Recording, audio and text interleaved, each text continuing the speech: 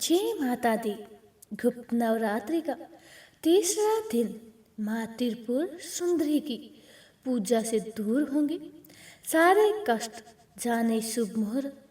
गुप्त नवरात्रि 2026 का तीसरा दिन 21 जनवरी को माँ त्रिपुर सुंदरी पूजा के लिए विशेष दिन है। तिथि तृतीया तिथि भर में मुहूर्त है 5:27 से लेकर 6:20 तक। राहु काल है 12:33 से 1:51 तक। रवि योग शुभ कामों के मुहूर्त। नक्षत्र व पंचांग विवरण। दुर्गा साधना से दुख नाशक पूजा विधि जाने। माँ त्रिपुर सुंदरी की पूजा से दूर होंगे कष्ट जाने। शुभ मुहूर्त गुप्त नवरात्रि के तीसरे दिन बुधवार को पड़ रहा है। इस दिन शुक्ल पक्ष की तृतीया तिथि रहेगी जो 22 जनवरी को सुबह 2:47 तक रहेगी। और आज माँ त्रिपुरा सुंदरी की पूजा का खास महत्व है। अगर आप कोई भी शुभ काम जैसे शादी, नामकरण, गृह प्रवेश, मुंडन या बिजनेस शुरू करने का सोच रहे हैं तो पंचांग जरूर देख लें। राहु काल का ख्याल रखना जरूरी है। 21 जनवरी को राहु काल दोपहर 12:33 से लेकर 1:52 तक लगेगा। इस समय किसी भी शुभ काम को शुरू ना करें। नक्षत्र की बातें करें तो दोपहर 1:58 तक धनिष्ठ नक्षत्र रहेगा। उसके बाद शतभिषा नक्षत्र शुरू हो जाएगा। चंद्रमा कुंभ राशि में रहेगा। सूर्य उदय सुबह 7:14 पर होगा और सूर्य अस्त शाम को 5:51 पर होगा। माँ त्रिपुर सुंदरी की बात करें तो ये 10 महाविद्याओं में तीसरे स्थान पर है। इन्हें तीनों लोगों की सबसे सुंदर देवी माना जाता है। पुराने ग्रंथों में त्रिपुर सुंदरी को माँ पार्वती का दिव्य रूप बताया गया है और तांत्रिक साधना में इनका खास स्थान है, इसीलिए इन्हें तांत्रिक पार्वती भी कहते हैं। माँ त्रिपुर सुंदरी 16 कलाओं से संपन्न है और इनकी कृपा से जीवन के तमाम दुख दूर हो जाते हैं। पूजा का शुभ मुहूर्त। अब शुभ मुहूर्त की बात करें तो 21 जनवरी को ब्रह्म मुहूर्त सुबह 5:27 से लेकर 6:20 तक रहेगा और विजय मुहूर्त दोपहर 2:19 से लेकर 3:01 तक मिलेगा और गोंधलू मुहूर्त शाम को 5:49 से लेकर 6:15 तक रहेगा। रवि योग दोपहर 1:58 से लेकर दिन सुबह 7:14 तक रहेगा। पंचांग के हिसाब से राहु काल 12:33 से लेकर 1:52 तक रहेगा। यमगंड सुबह 8:34 से लेकर 9:53 तक रहेगा और घुलिकी काल 11:13 से लेकर 12:33 तक रहेगा। पंचक पूरे दिन रहेगा। गुप्त नवरात्रि में माँ दुर्गा के गुप्त रूपों की साधना होती है। तृतीया तिथि पर माँ त्रिपुर सुंदरी की पूजा का खास महत्व है। धर्म ग्रंथों के अनुसार ब्रह्म मुहूर्त में स्नान करके माँ दुर्गा की विधिवत पूजा करें, मंत्र जाप करें और पूरी श्रद्धा से प्रसाद चढ़ाएं। जप का भी इस दिन खास महत्व है। माघ मास की गुप्त नवरात्रि का तीसरा दिन माँ आदि शक्ति के अत्यंत ही रहस्यमयी और कल्याणकारी रूप स्वरूपा माँ त्रिपुर सुंदरी को समर्पित होता है। इन्हें श्री विद्या की अधिष्ठात्री देवी माना जाता है।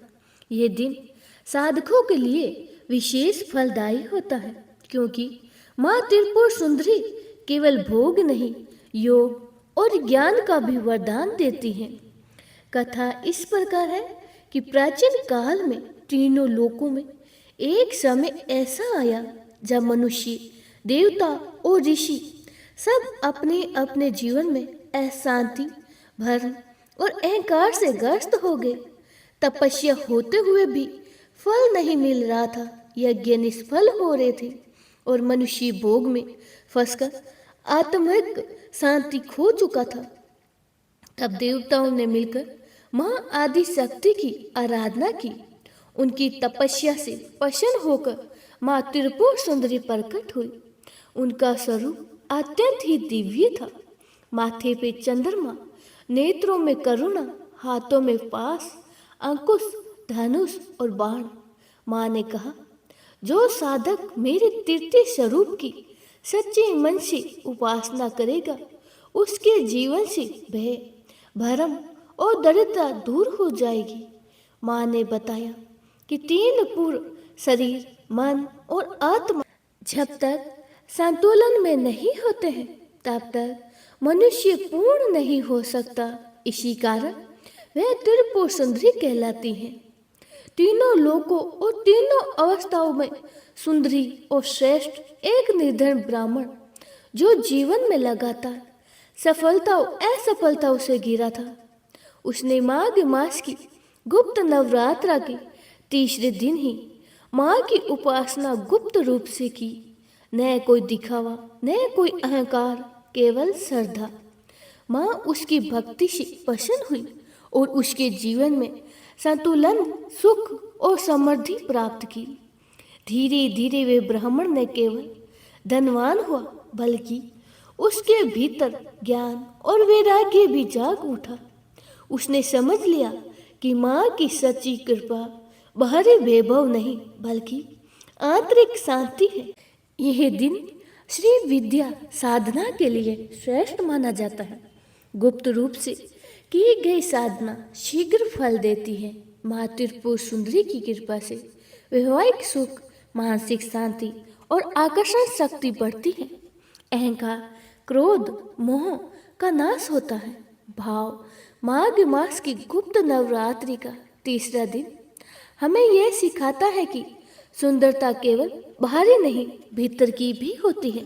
जब मन, शरीर और आत्मा एक लय में आ जाते हैं, तभी जीवन में सच्चा सौंदर्य प्रकट होता है। जय माँ त्रिपुर सुंदरी, जय आदि शक्ति माँ। अब सुनिए तीसरे दिन माँ चंद्र घंटा की कथा। माँ दुर्गा की तीसरी शक्ति है चंद्र घंटा। नवरात्रि में तीसरे दिन इसी देवी की पूजा आराधना की जाती है। देवी का यह स्वरूप परम शांतिदायक और कल्याणकारी है। इसीलिए कहा जाता है कि हमें निरंतर ही उनके पवित्र विग्रह को ध्यान में रखकर साधना करना चाहिए। उनका ध्यान हमारे इहलोक और परलोक दोनों के लिए कल्याणकारी और समृद्धि देने वाला है। इस देवी के मस्तक पर घंटे के आकार का आधा चंद्र है, इसीलिए इस देवी को चंद्र घंटा कहा गया है। इनके शरीर का रंग सोने के समान बहुत ही चमकीला है। इस देवी की 10 हाथ हैं। वह खड़ग और अन्य अस्त्र शस्त्र से विभूषित है। सिंह पर सवार इस देवी की मुद्रा युद्ध के लिए उद्धत रहने की है। इनके घंटे की भयानक ध्वनि से अत्याचारी दानव, दैत्य और राक्षस कांपते रहते हैं। नवरात्रि में तीसरे दिन इसी देवी की पूजा का महत्व है।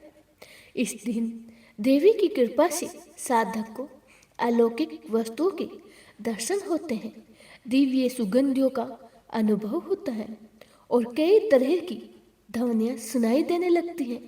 इन क्षणों में साधक को बहुत सावधान रहना चाहिए। इस देवी की आराधना से साधक में वीरता और निर्भयता के साथ ही सौम्यता और विनम्रता का विकास होता है। इसीलिए हमें चाहिए कि मन, वचन और कर्म के साथ ही काया को विहित विधि विधान के अनुसार परिशुद्ध पवित्र करके चंद्र घंटा के शरणागत होकर उनकी उपासना आराधना करनी चाहिए। इससे सारे कष्टों से मुक्त होकर सहज ही परम पद के अधिकारी बन जाते हैं। यह देवी कल्याणकारी है। बोलिए माँ चंद्र घंटा की जय हो।